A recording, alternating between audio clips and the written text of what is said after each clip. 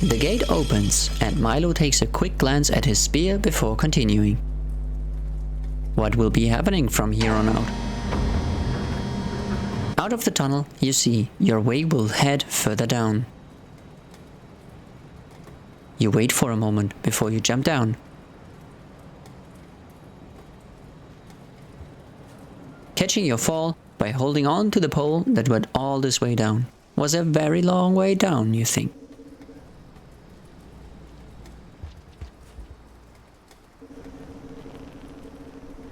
Heading further, you see some noodle flies in this area, and going on, you spot some unfamiliar looking things hanging down from the ceiling.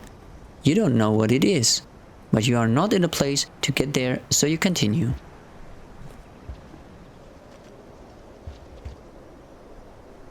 Popcorn plant fills up your belly, so now you do not have to worry about food for a while.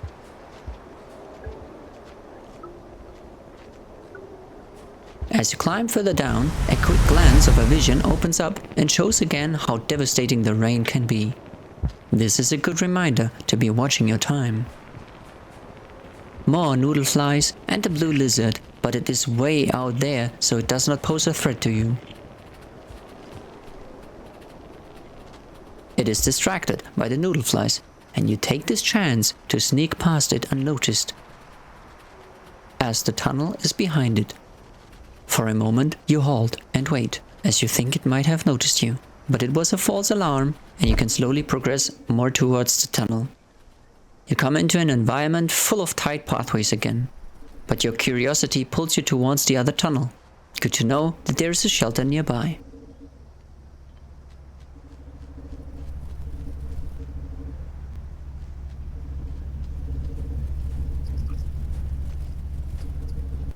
Out of the tunnel, you see strange-looking machinations with a lot of space in between. You think about leaping over, but in the end, you decide to not take this risk and maybe try the other direction. Heading back,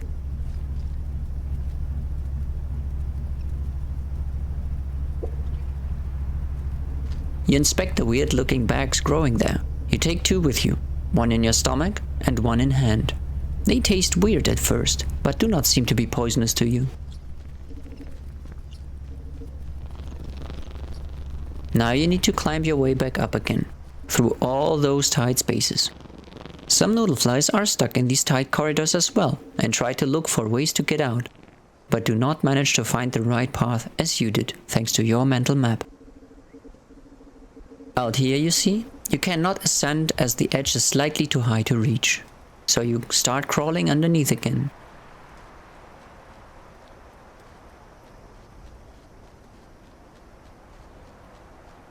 At another point you try again and succeed in climbing up, so now you can make your way over a bit faster.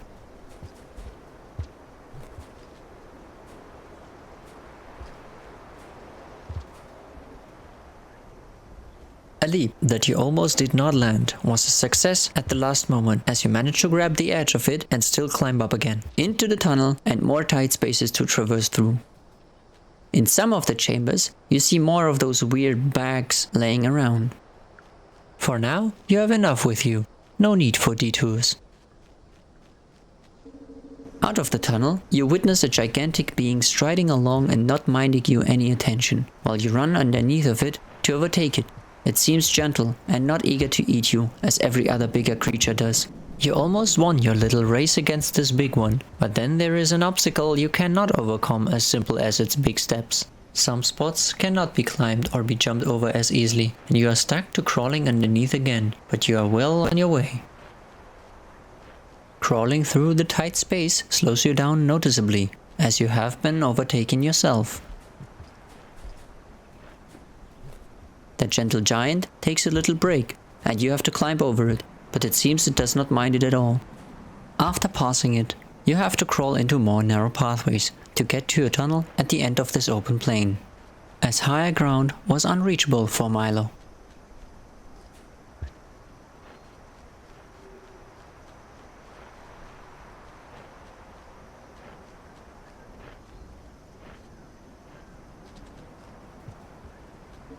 You go in, and then back, and then in again, checking your surroundings.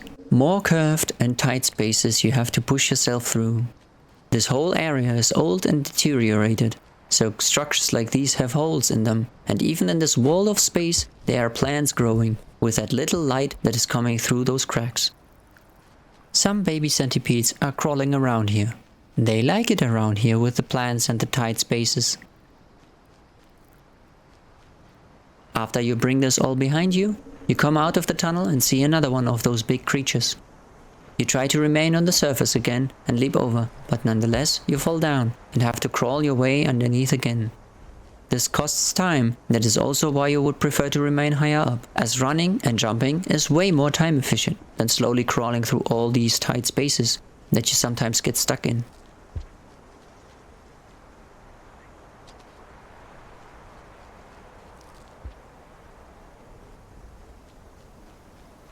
You have no choice but to head back and find your way to higher ground, as these walls are not easy to ascend.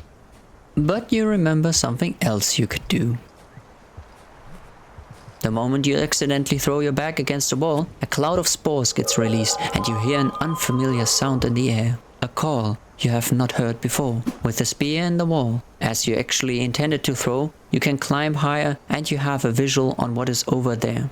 Weird and unnatural looking grass that you do not want to hop into, as it does not look good. You stand there, waiting and thinking what to do next. You do not consider hopping through the weird moving grass. Neither is running back an option. A silent observer is watching you, as one of these gentle giants comes up from behind you and kneels down to you. It looks at the other bag that you regurgitated. It seems these creatures are very fond of these things. You have an idea.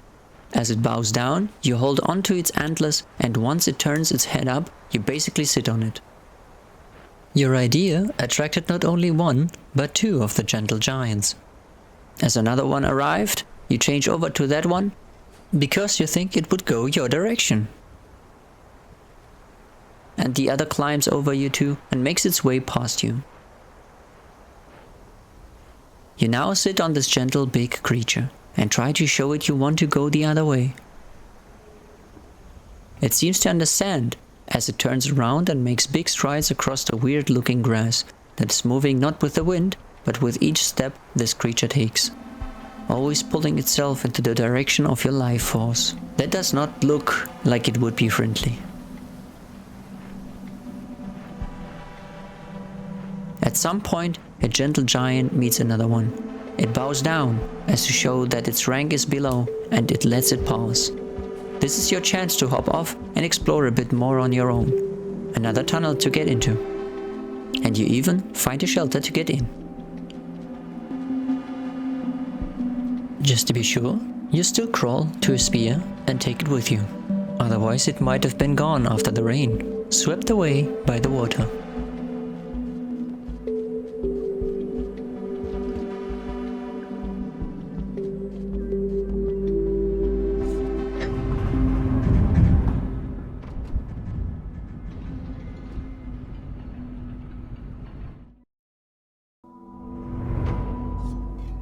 After hibernation, you crawl your way out of it and get some more of those spore bags, as you have found their use in luring in those gentle giant deers. What do when the rain hits? Are they still striding through it all? Does it affect them? From now on, Milo decided to call them reindeer.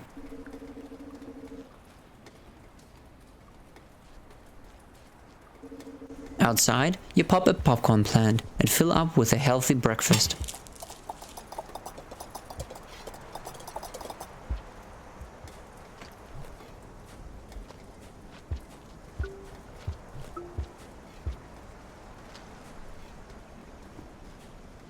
Afterwards, you take your spear again and think about how to climb this block that is standing in your way.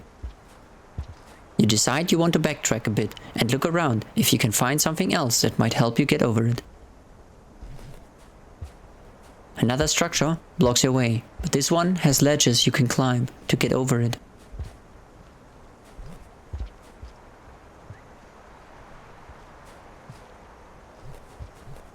So you run along and look around some more. On this side, you see you cannot progress further back, since there is this weirdly behaving grass and you would like to avoid going through there. So you head back to where you started your exploration. Now you stand here and think what you could do to get away from this little island you find yourself stuck in.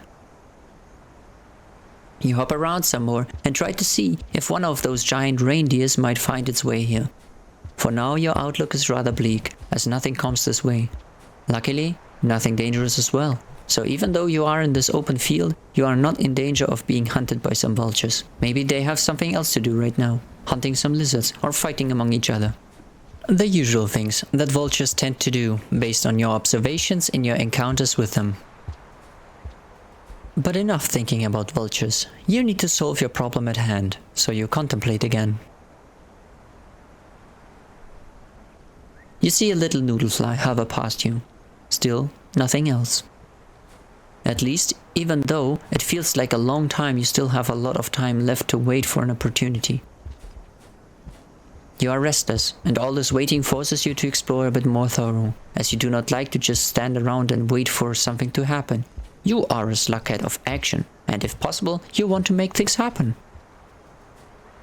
You also want to progress before the rain hits you, though in an emergency you could use the same shelter, since you are well fed.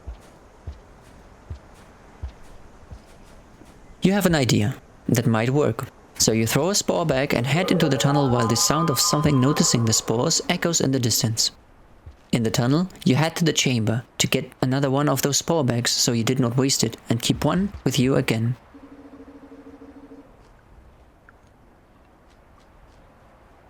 Right out of the tunnel, you see a reindeer approaching. Your idea was a success. You stand there and wait for it to get closer to you, to offer it that bag so you can climb up on top of it. Those majestic creatures are not hasty, taking their time, approaching you. It works, and you climb a bit higher on its antlers. You try to show it to go the other way, and it does understand you and obliges. Now you have some good progress going over this higher block that you could not get over.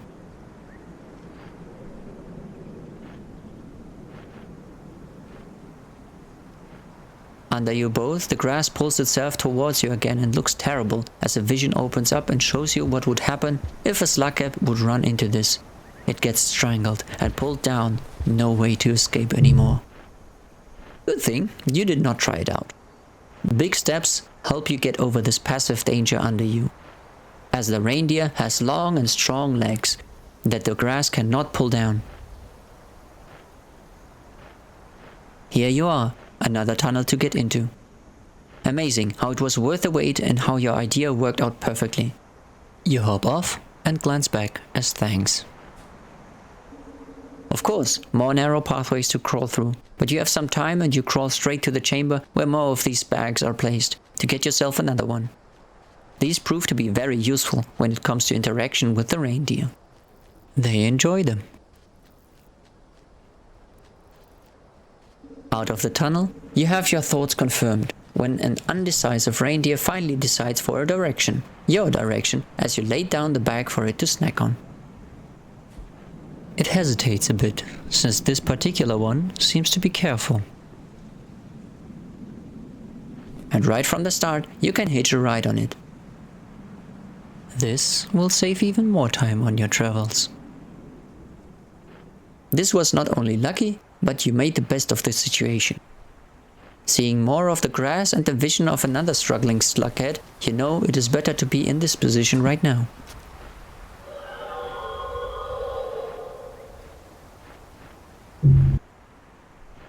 The reindeer makes big strides across the plains and into a big cave in the ground, as it slowly descends past more of the dangerous grass. You would have never made it this far on your own. You are glad to have gotten to know some more creatures that are not hostile towards you. Finally, you can enjoy a bit of rest without being in the shelter. At the end, the deer bows down again and lets you off of it. Into the tunnel and some more exploring. But here you are not forced to crawl through tight spaces and narrow paths, but can actually head that way the normal way of running and jumping. If you wouldn't have been already full, you would have had enough chances to feed in this environment. Baby centipedes are known to you, and popcorn plants are here as well. To ascend the wall, you want to throw your spear, but accidentally throw your bag again. A little blunder, but not a problem. Another gate and shelter. Right on time to hibernate, as you have lost a lot of time waiting back there, and the rain would soon arrive. Here you are safe though, and some centipedes follow you in. As soon as the shelter closes, the centipedes suddenly drop down. Why did that happen all of a sudden? After your hibernation, the baby centipedes are still there. Well, might as well have breakfast then. It's a tough world and you can use any kind of nourishment you can get. One starts moving again, but you catch it and devour it as well. Before entering the gate, you want to be prepared for the next environment, so you head back first, looking for the items that you think will help you most in your journey from this point on. And get yourself another one of those bags, and then running further back, you grab a spear as well. Now you are set, and you run back to the gate. It did not take you much time, so you should be fine. Still, you try to hurry back as fast as is possible for your little slugcat legs. You don't want to lose more time than needed. Back at the gate, confident to continue, prepared and experienced little Milo. And with this, our episode ends here. An interesting journey so far, wouldn't you agree? A thumbs up or a comment would show you agree with us on this. Consider subscribing to not miss out what is still to come. Until then, we bid you farewell.